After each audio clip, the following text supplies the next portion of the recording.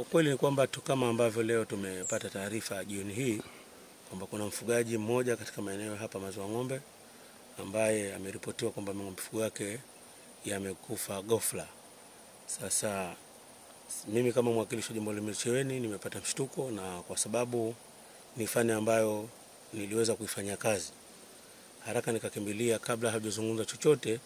tukasema tujiridhishe kwa kufanya uchunguzi katika hatua za awali. Na tulilenga kufanya uchunguzi katika hatua za kimaabara kwanza baada ya kumaliza field, kwa maana kwamba kuangalia mzoga, hatimaye tukachukua sampuli tupeleke maabara. Lakini baada ya kufanya uchunguzi tumeangalia kwa kina kwamba tumejiridhisha kwamba kwa hatua ya awali kwamba hatukuona dalili ambazo zilipelekea labda pengine kwamba kuna hujuma ambayo imefanyika katika ng'ombe hawa. Kwa ujumla ng'ombe walikuwa wengi, lakini ng'ombe ambao waliathirika zaidi ni wale ambao au walipoteza maisha ni ng'ombe ambao wao ni wale ambao wananyonyesha. Kwa maana kama tunavyojua kwamba mnyama ambao au kiumbe wote ambao kwa anategemewa kwa ajili ya kwamba kutoa huduma kwa mwingine, maana yake hususan katika mifugo, kwa maana ng'ombe ananyonyesha,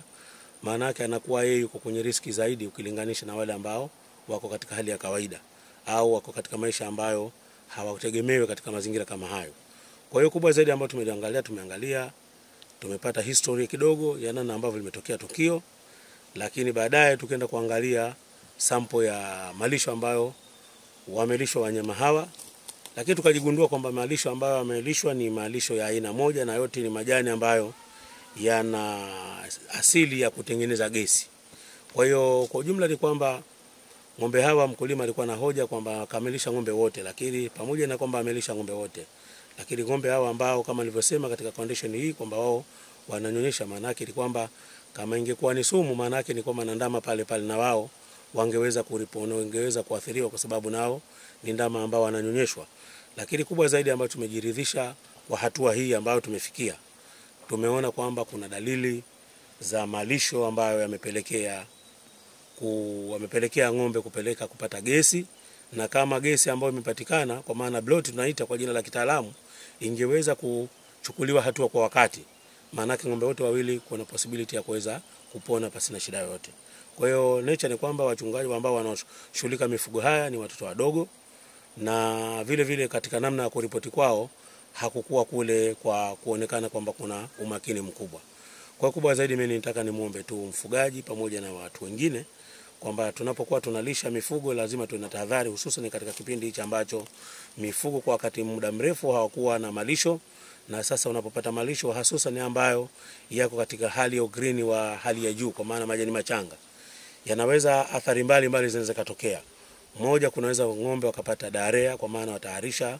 waro mkubwa ambao wanaweza kupelekea kama wakati mwingine kahisi kama kuna infection,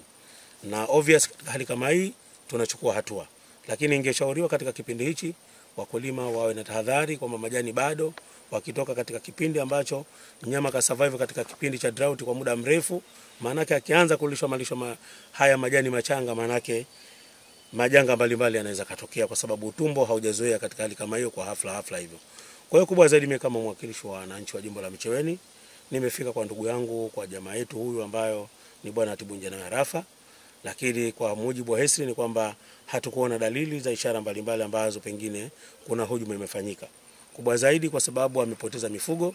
ni wajibu wetu kumfariji na kuweza kumpa pole kwa haya ambayo yametokea.